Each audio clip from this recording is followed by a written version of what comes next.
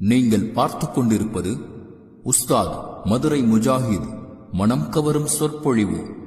இது மார்க்கம் மற்றும் இஸ்லாத்தில் கல்வியின் அவசியம்.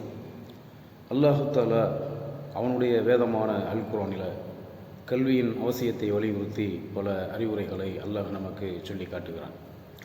அல்லாஹ்வுடைய தூதர் ரசூலுல்லாஹி ஸல்லல்லாஹு அலைஹி வஸல்லம் அவர்கள் கல்வியின் அவசியத்தை நமக்கு வலியுறுத்தி இருக்கிறார்கள்.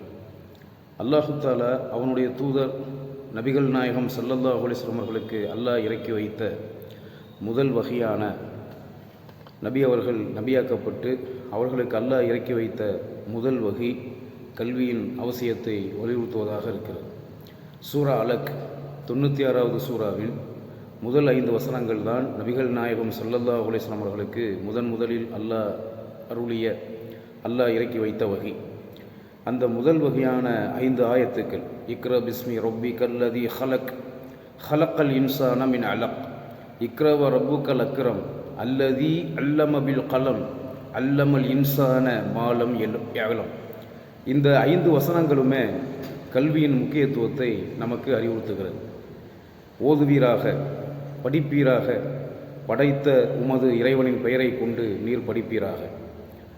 மனிதனை அல்லாஹ் அலக் என்ற இரத்தக்கட்டியிலிருந்து கருவுற்ற சினைமுட்டை என்று சொல்லப்படுகிற இரத்தக்கட்டியிலிருந்து அலக் என்ற நிலையில் அல்லாஹ் படைத்தான்.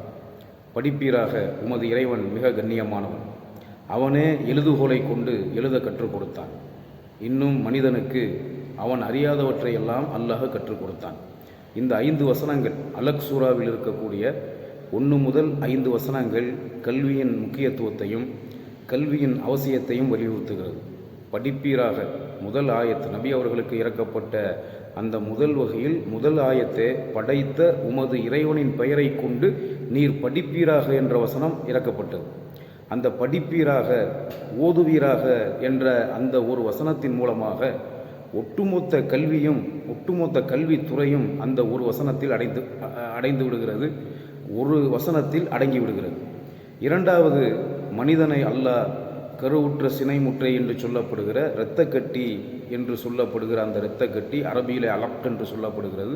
அலக் என்ற நிலையில் அல்லாஹ் படைத்தான். ஒரு பெண் கர்ப்பமான உடனே, கர்ப்பம் தரித்த உடனே அந்த பெண்ணின் கரு இரத்தக்கட்டி போன்ற ஒட்டி கொண்டிருக்கும் அமைப்பில் தான் இருக்கிறது.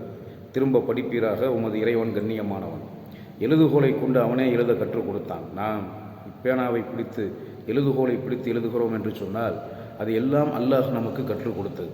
மனிதர்களாகிய நமக்கு அறியாதவற்றையெல்லாம் அல்லாஹ் கற்றுக் கொடுத்ததாக சொல்லுகிறான். அந்த 5 வசனங்களும் எழுத்தறிவு, படிப்பறிவு, குழந்தை கருவில் எவ்வாறு உருவாகிறது, படிப்பின் முக்கியத்துவம், படிப்பறிவின் முக்கியத்துவம், அறியாதவற்றையெல்லாம் அறிந்து கொள்வதின் முக்கியத்துவத்தை பற்றி இந்த 5 வசனங்களும் நமக்கு குறிப்பிடுகிறது. இன்னும் அல்லாஹு ரப்புல் ஆலமீன் அவனுடைய வேதமான அல் குர்ஆனிலே சொல்லுகிறான், கற்றவரும் கல்லாதவரும் சமமாக மாட்டார். கற்றவருக்கு அல்லாஹ்வுடைய மார்க்கத்தில் பல சிறப்புகள் இருக்கிறது. கல்வி அறிவு உடையவர்களை அல்லாஹ் கண்ணியப்படுத்துவதாக, யார் கல்வி அறிவு உள்ளவர்களாக கல்வி கற்றவர்களாக இருக்கிறார்களோ அவர்களுக்கு அல்லாஹு ரப்புல் ஆலமீன் தகுதியை உயர்த்துவதாகவும் அல்லாஹ் குர்ஆனில் சொல்லி காட்டுகிறான். ரசூலுல்லாஹி ஸல்லல்லாஹு அலைஹி வஸல்லம் சொன்னார்கள், ஒருவர் கல்வியை தேடி ஒரு வழியில் சென்றால் அவருக்கு சொர்க்கத்தின் வழியை அல்லாஹ் இலகுவாக்குகிறான் என்று ரசூலுல்லாஹி ஸல்லல்லாஹு அலைஹி வஸல்லம் சொன்னார்கள். இன்னும் கல்வி என்பது ஒரு மனிதனை மேம்படுத்தக்கூடியதாக இருக்கிறது. ஒரு மனிதன் மார்க்க கல்வியோடு அவன் உலக கல்வியையும் சேர்த்து கற்றுக்கொள்வானேயானால் ஒரு மனிதன் மனிதனாக வாழ்வதற்கு, மனிதாபிமானத்தோடு வாழ்வதற்கு, ஒரு மனிதன் எல்லா துறைகளிலும் மேம்படுவதற்கு இந்த கல்வி மிக அவசியமான ஒன்றாக இருக்கிறது. யாரெல்லாம் கல்வி அறிவு உள்ளவர்களாக கல்வியாளர்களாக இருக்கிறார்களோ அவர்கள் சமுதாயத்தில் நன்மதிப்பை பெற்றவர்களாக இருக்கிறார்கள். ஒரு துறையில் சாதிக்கக்கூடிய நிலையிலும் கல்வி அறிவு பெற்றவர்கள் இருக்கிறார்கள். ஒரு தனி மனிதனின் கல்வி கற்கும் உரிமை இருக்கிறதே, அது அந்த மனிதனுக்கும் மேம்பாடாக அமைகிறது, அவனின் குடும்பத்துக்கும் மேம்பாடாக அமைகிறது, அவனை சார்ந்திருக்கிற சமூகத்திற்கும் அந்த கல்வி அறிவு மிக முக்கியமான ஒன்றாக இருக்கிறது. இன்றைக்கு இந்தியாவில் இருக்கக்கூடிய சமூகங்களிலேயே மிகச் சிறுபான்மை சமூகம் யார் என்று நம் எல்லோருக்குமே தெரியும். இந்தியாவில் இருக்கக்கூடிய ஒட்டுமொத்த சமூகங்களில் மிகச் சிறுபான்மை சமூகம் யார் என்று தெரியும். அந்த மிகச் சிறுபான்மை சமூகமாக இருக்கக்கூடிய அவர்கள் அரசு துறைகள் அனைத்து துறைகளிலும் இருக்கிறார்கள். கீழ்நிலையிலிருந்து உயர்நிலை, அதாவது கீழ்நிலை என்று கூட சொல்லக்கூடாது, பெரும்பாலும் உயர்நிலைகளில் அந்த குறிப்பிட்ட சமூகத்தைச் சேர்ந்த மக்கள் இருக்கிறார்கள். காரணம் என்ன? அவர்கள்ட்ட இருக்கக்கூடிய அந்த கல்வி அறிவு, அவர்கள் கல்வியை முறையாக கற்றுக்கொண்டார்கள். இன்னைக்கு உயர்நிலையை அடைந்திருக்கிறார்கள். இந்தியாவில் இருக்கக்கூடிய அனைத்து அரசு துறைகளிலும் அனைத்து துறைகளிலும் உயர்நிலையில் இருக்கிறார்கள். அப்போ கல்வி மிக முக்கியமான ஒன்றாக இருக்கிறது. முஸ்லிம் சமூகத்தில் கல்வி கற்கக்கூடிய கல்வி கற்பதற்கு வசதி இல்லாமல், கல்வி கற்கக்கூடிய நிலையில் உள்ள பல மாணவர்கள் கற்பதற்கு வசதி இல்லாமல் இருக்கிறார்கள். அவர்களுக்கு நாம் கல்விக்காக வேண்டி உதவி செய்ய வேண்டும். இன்றைக்கு நல்லா படிக்கக்கூடிய மாணவர்களுக்கு, குறிப்பாக +2வில் 10த்தில் நல்ல மார்க் எடுத்த மாணவர்கள் உயர்கல்வி கற்பதற்கு, மேல் படிப்பு படிப்பதற்கு உதவுவதற்கென்று நூற்றுக்கணக்கான அறக்கட்டளைகள், சமூக சேவை நிறுவனங்கள் இருக்கிறது. ஒரு மாணவன் 10லையோ அல்லது +2லையோ நல்ல மார்க் எடுத்துட்டான்னு சொன்னால் அவனை மேற்கொண்டு படிக்க வைப்பதற்கு, வெளிநாட்டுக்கே சென்று படிக்க வைக்கும் அளவுக்கு உதவி செய்வதற்கு பல கல்வி நிறுவனங்கள், பல அறக்கட்டளைகள், பல சமூக சேவை நிறுவனங்கள் இருக்கிறது.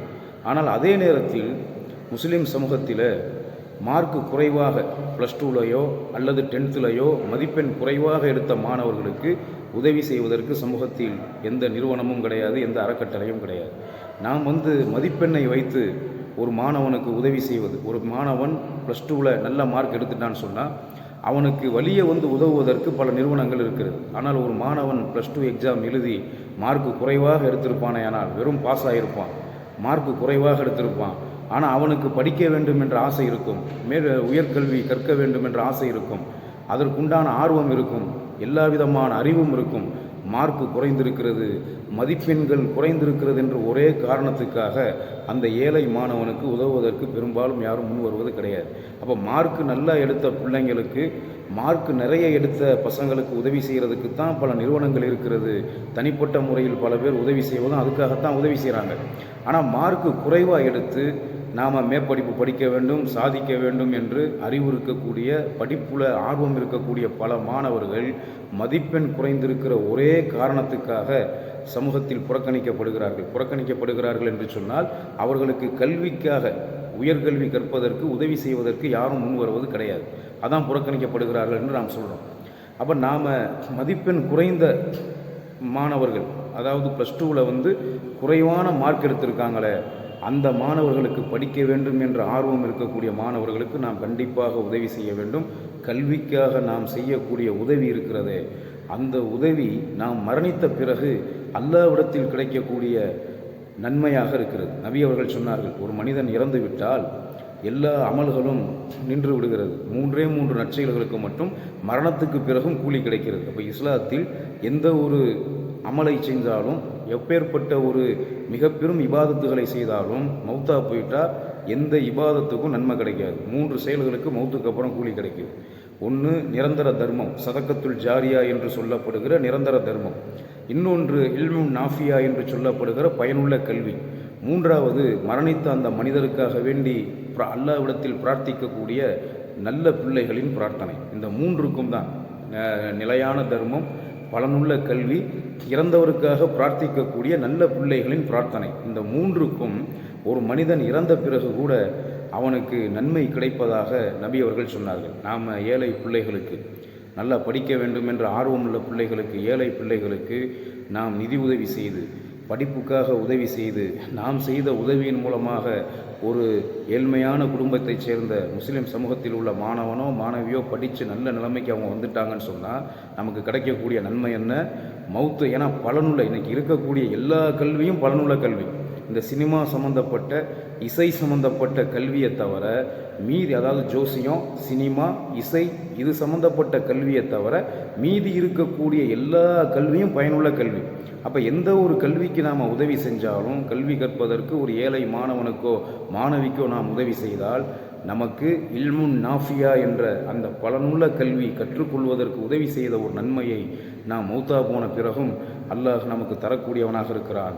ஒரு தனி மனிதனின் கல்வி அந்த தனி மனிதனை மேம்படுத்துகிறது, அவனின் குடும்பத்தை மேம்படுத்துகிறது, அவன் சமூகத்துக்கும் அது பயனாக அமைகிறது என்பதை புரிந்து கல்வி கற்பதற்கு வசதி இல்லாமல், மேற்படிப்பு படிப்பதற்கு போதிய வருமானம் பொருளாதாரம் இல்லாமல் எந்தெந்த முஸ்லிம் சமூகத்தில் உள்ள மாணவர்கள் எல்லாம் மாணவிகள் எல்லாம் பின்தங்கியிருக்கிறார்களோ அவர்களுக்கு நம்மால் முடிந்த உதவிகளை நாம் செய்வோம்.